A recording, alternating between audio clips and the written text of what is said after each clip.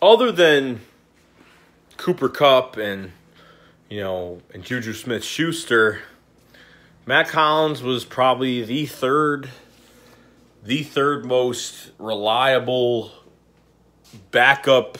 Well, these other guys weren't backups, but Mack Hollins was very productive with the Eagles season in 2017.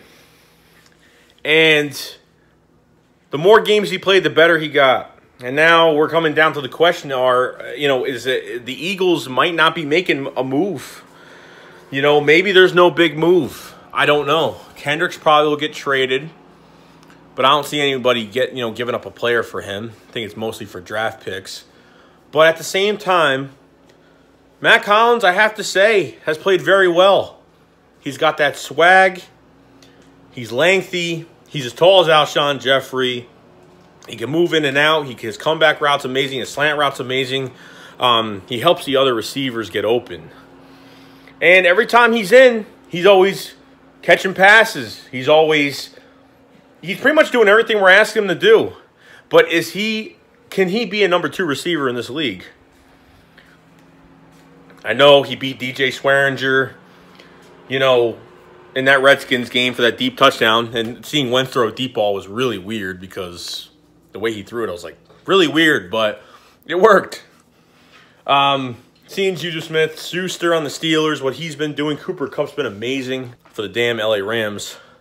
But Mack Hollins, man, I don't know. Would he be a slot receiver, or can he really be an outside receiver? I think he can actually do it. I didn't think he really could do it. I mean, he beat DJ Swearinger, which, DJ Swearinger is nothing crazy. But he's beaten Marcus Peters. He's beaten guys in this league, and he's been cocky doing it, and I love it. He has a great attitude. He has a fight in him, and I love it. But maybe the Eagles are going to make some depth moves at receiver. Maybe they'll add one more receiver to back up Hollins. Maybe Hollins will start. Maybe Hollins will get his chance. But I'm very cautious about who we put in there. And I know I've been making videos about we can get this guy, we can get that guy. These are just scenarios. These aren't guys that I 100% want. These are just guys that, hey, we could bring him in. I like him enough to where we can bring him in. Whether it's a veteran receiver. Because other than trade, if you don't trade for a receiver, you're going to be getting one of these veteran 30-year-old receivers.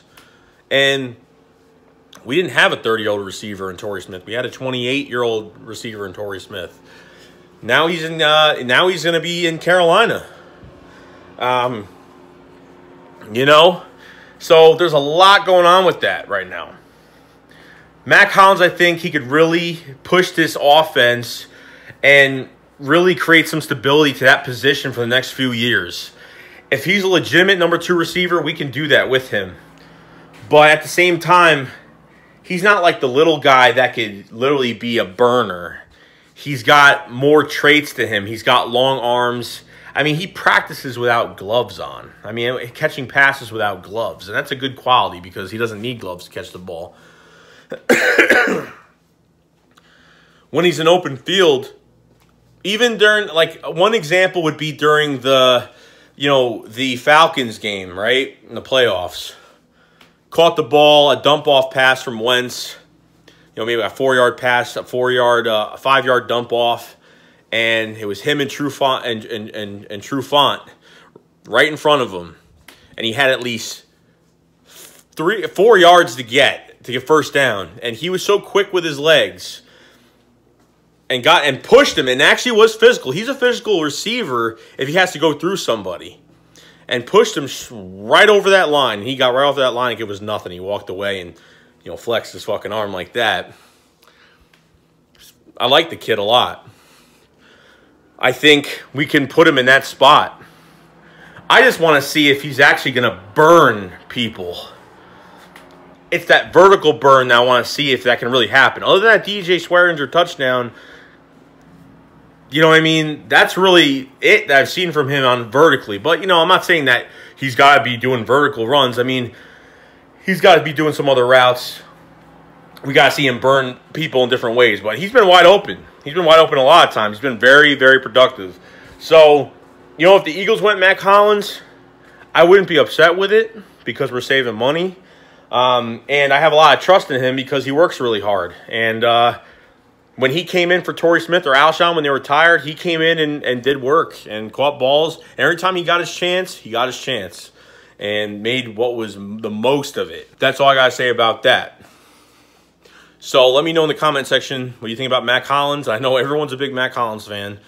I am too, so don't think I've been against him. It's just that I don't know if he's that I don't think he's explosive. I think he's just quick.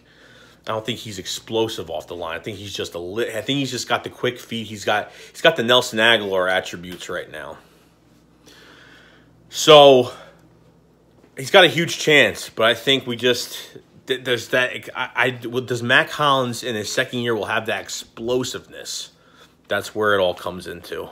So to go on some other news, Vinny Curry signs with Tampa Bay Buccaneers that we're going to be facing this year. So Vinny Curry is part of that squad. Bo Allen signed with the Tampa Bay Buccaneers, so he is a part of that squad too. And yeah, and Michael Kendricks apparently there's a potential trade partner in the Atlanta Falcons right now. I don't know if this is true. I'm not going to really put a link up. I saw one article, so I don't know if they're potential. Saw something today.